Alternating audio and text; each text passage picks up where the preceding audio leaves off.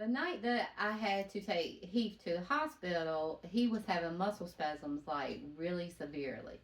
If you ever find yourself to the point that you're having uncontrollable muscle spasms, you should go to the hospital because it can cause all kind of Yep. problems. And do you want to go into what it did? It caused me to run a fever of 103 because I was constantly having muscle spasms like for hours. It wouldn't quit. It caused my lactic acid to levels to raise up really high because anytime you move your muscles, they move, release lactic acid. I think it's lactic acid.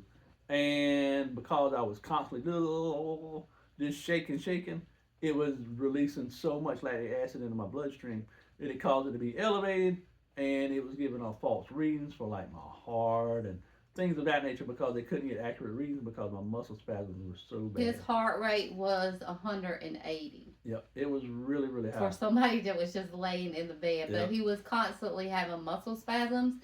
And at the time, I was scared, so of course I didn't do any video footage, and because I was worried about him. He actually had did it all day the Friday before we went, Yep. and I tried to get him to go, but he's very hard headed, which we should have went that day, Yep. but we didn't, and so it led to him going to the hospital.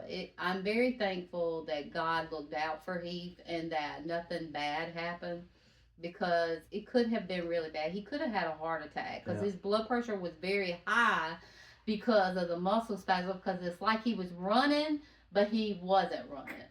So I was shaking. it's something that we feel is very important to mention because at the end of the day, people don't know. I mean, we didn't know that that could happen.